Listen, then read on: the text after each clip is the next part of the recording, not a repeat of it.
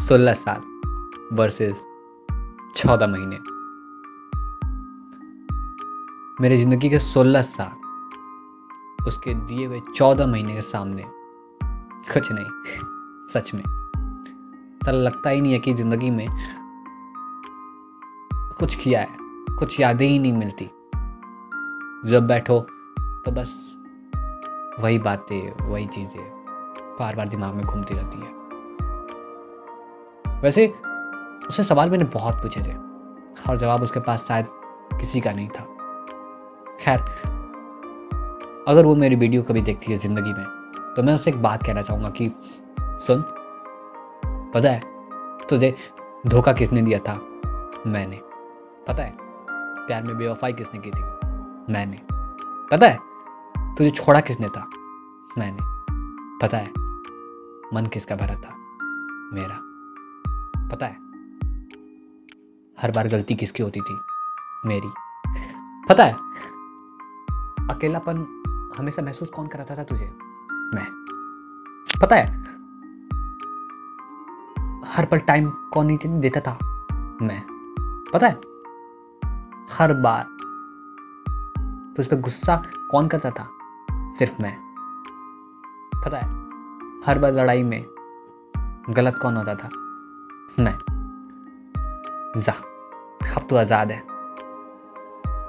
पर वादा है तुझसे कि मिलेंगे एक जगह, शायद यहां नहीं तो ना सही, मरने के बाद कोई एक जगह तो होगी जहां पे तू और मैं दोनों होंगे। फिर यार सच में वहां से जुदा मत होना, गुजारिश है। खैर, इमोशनल नहीं होते और आगे कहानी में बढ़ते हैं, ठीक है? तो ऐसे आगे बढ़ने से पहले ना मुझे एक गाना याद आ गया। शायद कॉपीराइट का स्ट्राइक नहीं आएगा क्योंकि मैं इतना बदसुर गाता हूँ कि वो छोड़ देंगे, ठीक है? और ये मेरे दिल की सबसे क्लोजेस्ट लाइन है और 3 साल से मैं ये गाना अपने कॉलर ट्यून पे लगा के रखा है मैंने कि मुझे लगता है कि बातें दिल की होती लफ्जों की धोखेबाजी। आगे छोड़ो, ठीक है? 2 लोग, 2 अनजान लोग, पता नहीं कब कैसे एक मोड़ पे आके मिल जाते हैं, फिर जान पहचान बढ़ती है, फिर करीब आते हैं और फिर बातें आगे बढ़ती हैं। मेरे साथ भी कुछ ऐसा ही हुआ था। एक अनजान शख्स से मिल गया था। अब शायद लगता है कि अगर तुझसे नहीं मिला होता तो क्या होता? शायद मेरी वो जो प्यार का वो जो ताजमहल है ना, शायद वो बचा रहता। शायद मेरी उम्मीद, मेरी भरोसा अभी भी जगी रहती। पर शायद सब शायद है।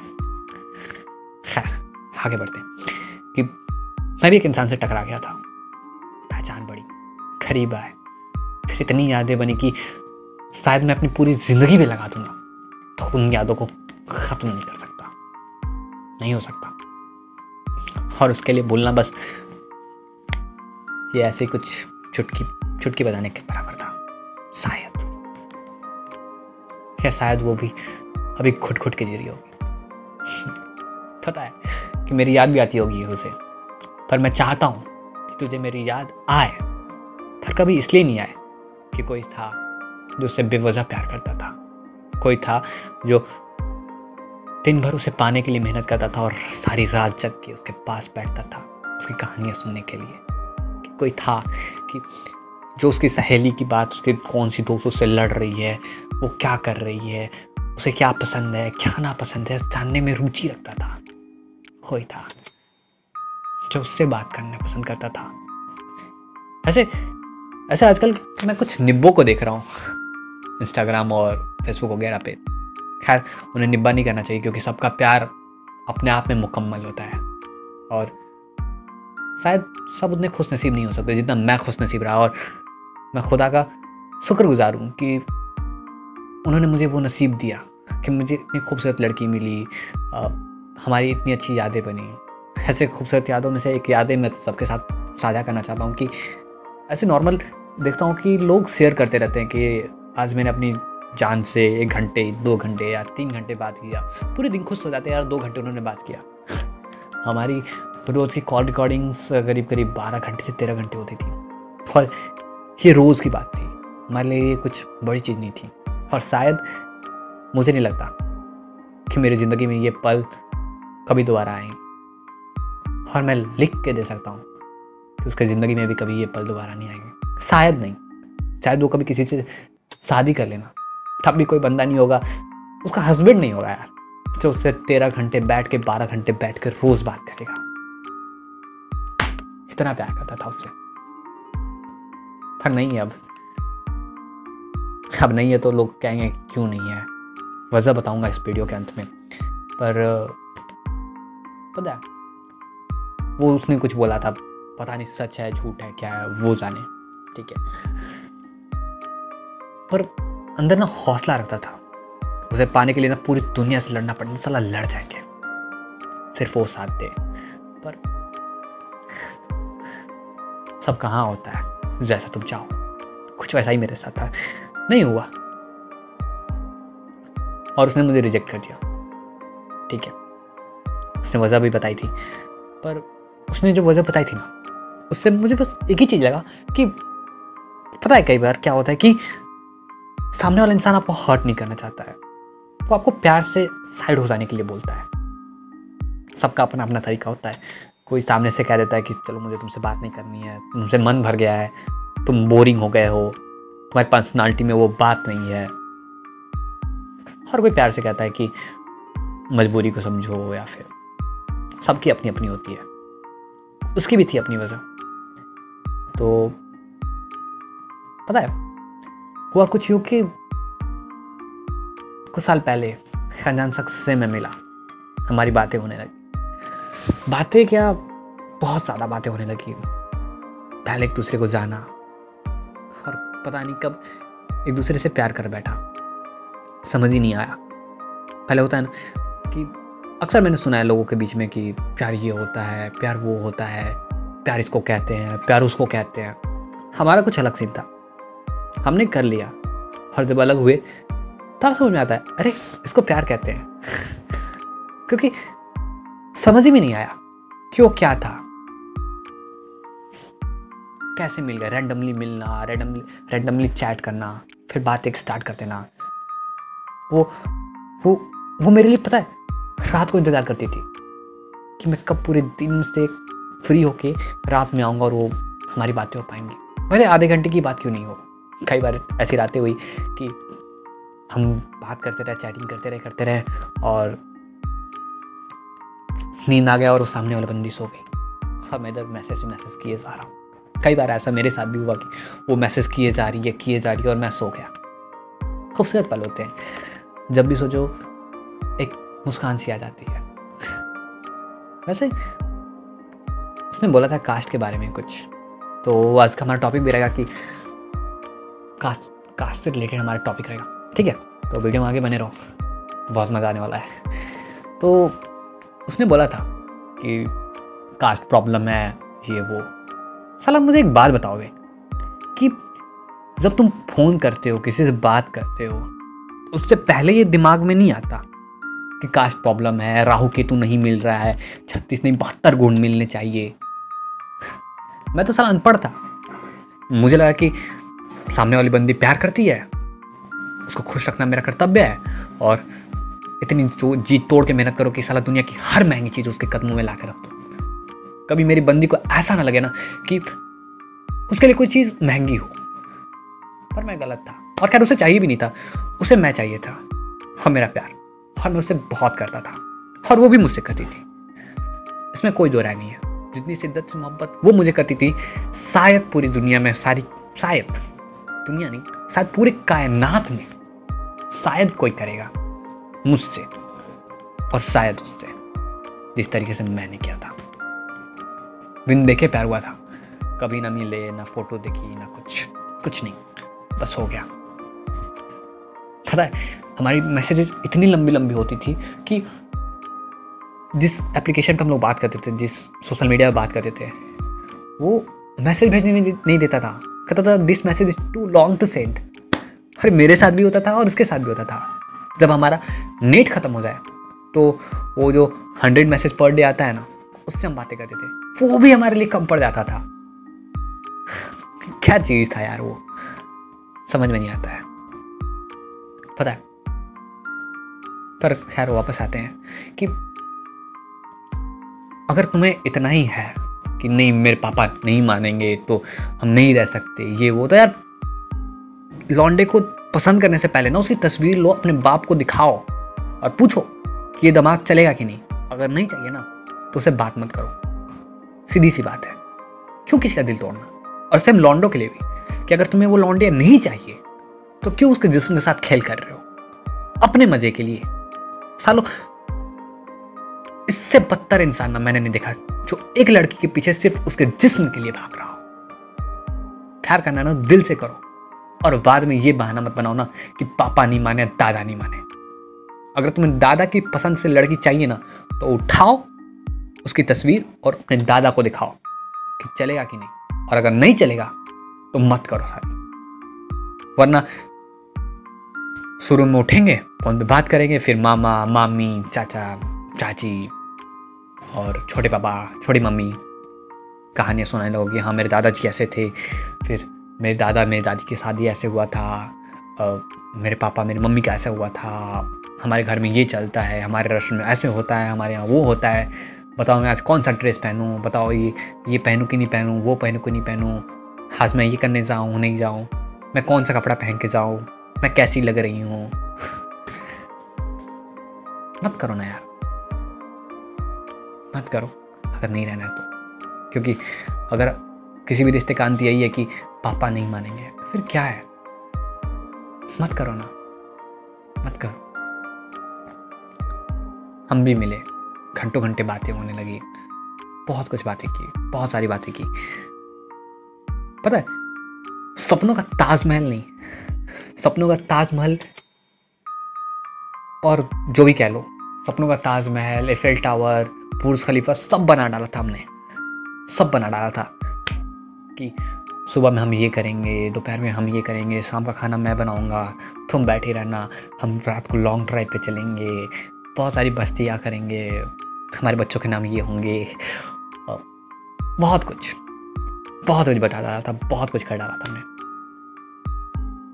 सपनों का पूरा ताजमहल तैयार था कि हम ऐसे रहेंगे, सुबह की चाय मैं बना दिया करूँगा, दोपहर पे मैं अपने हाथ से तुम्हें खिला दिया करूँगा, रात में तुम मुझे अपने हाथ से खिला दिया करना, घर की बिजली को ऑफ करके कैंडल लाइट डिनर क्या करेंगे, हफ्ते में 2 बार ही नहाए पर साथ में नहाएंगे।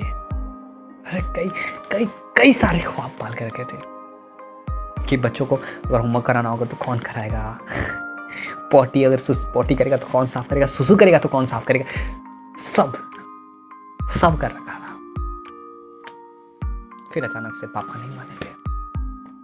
शायद हो सकता है कि वो सच भी बोल रही हो और सच में उसकी मजबूरी हो सकता है, या फिर हो सकता है कि उसका मन भर गया हो, खुदा जाने या फिर वो खुद जाने। तो ऐसे मुझे बोलना नहीं चाहिए क्योंकि ये जो भी बात है, ये जो भी मैटर है, ये उसके पर्सनली घर का मैटर है, उसमें मुझे इंटरफेयर नहीं करना चाहिए और नहीं मैं करूँगा। खैर हटाओ, पता नहीं क्या क्या मैं बोल रहा हूँ, क्या क्या बक चुका हूँ अभी तक, मुझे खुद नहीं पता, क्योंकि मैं ये जो भी है अनस्क्रिप्टेड कर रहा हूँ, जो मुझे याद आ रही है मैं बोले जा रहा हूँ। ऐसा कुछ नहीं है कि मैं इसको स्क्रिप्ट करके सोच के आया हूँ मैं बोलूँगा। जो मन में रैंडमली बातें आती जा रही मैं वो बोले जा रहा हूँ, ठीक है। कुछ गलती हो जाए तो माफ़ कर देना, अगर मैंने कुछ गलत बोल दिया हो तो एक बार मैंने ऐसे सोचा था कि, और लिखा था उसके ऊपर कि पता है मेरी वाली ना खूबसूरत है, और वो बस सस्ती सवरती इसलिए है ना क्योंकि वो लड़की है, वरना उसकी खूबसूरती का नज़ारा तुम्हें देखना हो ना तो तब देखना जब वो सुबह उठ के ऐसे ऐसे ऐसे अंगड़ाइयाँ लेते हुए, अपने हाथों को मरोड़ते हुए सब अपनी खुली जुल्फों में, हाय एक अलग नज़ारा होता है। बता नहीं सकता वो कितनी खूबसूरत है। मैं जता नहीं सकता कि कितनी कितनी खूबसूरत लगती है जब वो रातों को ऐसे अपने बालों को बिखेर के जब तकिए के पास जाके सोती है ना, मतलब उसकी खूबसूरती के बयान नहीं है। वो खूबसूरती के आगे दुनिया की हर खूबसूरती छोटी है, बहुत छोटी मेरे लिए, दुनिया के लिए नहीं। तो ऐसे बहुत सारी कहानियां थी हमारे पास कि समझ में नहीं आ रहा है यार क्या क्या बताऊँ एक छोटी सी वीडियो के अंदर। ऐसे वीडियो बहुत लंबी हो गई मुझे पता है, बट उसको जल्दी जल्दी ख़त्म करना है। और अगर बोलोगे तो मैं इसको दूसरी पार्ट में भी कवर करूँगा और उसको थोड़ा स्क्रिप्टेड और थोड़ा सा अच्छे वे में करूँगा कवर। अगर पसंद आएगा तो, अगर नहीं आया तो फिर इसको एंड करेंगे यहीं पे ख़त्म। तो मैं जल्दी से इस वीडियो को ख़त्म करता हूँ, ठीक है, एक दो तीन मिनट के अंदर, ठीक है। कि उसके पापा को, उसने बोला था मुझे कि उसके पापा को ना उसके कास्ट का लौंडा चाहिए, दूसरे कास्ट का नहीं जमेगा। तो अंकल से मुझे बस एक ही बात करनी थी कि ठीक है मुझे पता है कि तुम ले आओगे, सॉरी तुम नहीं, हाँ, कि मुझे पता है कि आप ले आओगे अपने कास्ट का लौंडा, पर उसकी खुशी का क्या? आपको उसकी खुशी नहीं चाहिए क्या? क्या आपके कास्ट के लौंडे को पता होगा क्या कि आपकी बेटी जब रोती है तो रोते रोते कैसे मुस्कुराती है? आपके कास्ट के लौंडे को पता होगा क्या कि उसके पीरियड्स कब होते हैं, उसे दर्द कब होता है, उसे कब किसकी ज़रूरत होती है? अरे छोड़ो यार दुनिया के बारे में। आपको पता है क्या कि आपकी बेटी जब आपसे नाराज़ होती है तो कैसी मनाई जाती है? आपको पता है कि आपकी बेटी कितनी ख़राब महसूस करती है जब आप फ़ोन देने की बारी आती है तो उसको ना देके अपने बेटे को सबसे पहले फ़ोन देते हो? आपको पता है क्या? और क्या कर पाएगा क्या वो लौंडा जो आपके कास्ट का होगा? उसे खुश रख पाएगा क्या? वो भी उसका नाम ऐसे सपनों में लेते फिरेगा क्या, जैसे मैं उसका नाम अक्सर रात के सपनों में ले लिया करता हूँ? क्या वो भी उसकी यादों को उसको उसकी तरह केयर करेगा क्या आपके कास्ट का लौंडा? अरे पैसे की बात है ना, आप लेकर आओ उस लौंडे को मेरे सामने। आप मैं कहता हूँ किसी भी लौंडे को लेकर आओ अपने कास्ट का, ठीक है, कि हाँ मैंने ये लौंडा लेकर आया हूँ, ये उसका सरकारी जॉब है, वो महीने के इतने 1000 रुपये कमाता है या इतने लाख कमाता है। वादा करता हूँ अगर मैं उस लौंडे से एक नहीं 10 गुना ज़्यादा कमा के नहीं दिखाया तो बेशक आप अपनी बेटी का शादी उस लौंडे से कर देना, लेकिन हाँ मौका तो दो। मैं आपकी बेटी का ख्याल हर महीने में आपके कास्ट के लौंडे से ज़्यादा अच्छे तरीके से रख सकता हूँ। पर पता है हम दोनों ने मिलकर, मैंने और आपकी बेटी ने अपने सपनों का ताजमहल खड़ा किया था, और उसके मुझे पता नहीं था कि उसके ज़मीन पे ना एक कास्ट नाम का फर्श बिछा हुआ है जो आप जूम करके हटा दोगे और वो मेरा ताजमहल ऐसे बिखर जाएगा। यार क्या बताऊं, अब बिल्कुल छोड़ो। पता है लड़की है ना वो अपने बाप की इज्जत करती है, और अभी जो मैं ये बकवास कर रहा हूँ ना बैठ के यहाँ पे, अगर उसके सामने कर रहा होता ना तो 2 चमाट मारती मेरे गाल पे, क्योंकि उसे बर्दाश्त नहीं अपने बाप के खिलाफ एक शब्द सुन ले। शायद चमाट नहीं, चप्पल और सैंडल की बारिश करती थी मेरे ऊपर, क्योंकि प्यार करती है वो आपसे। प्यार आप भी कदर कर लो। और हाँ आखिरी में ये कहना चाहूंगा कि पता है मैंने उसे पाने के लिए ना जाने कितनी मंदिरों, कितनी मस्जिदों और कितनी गुरुद्वारों के चक्कर लगाया है। कितनी, आपको अंदाजा भी नहीं होगा कि मैंने उसे कितनी बार दुआओं में मांगा है, कितनी बार, कोई अंदाजा नहीं होगा आपको।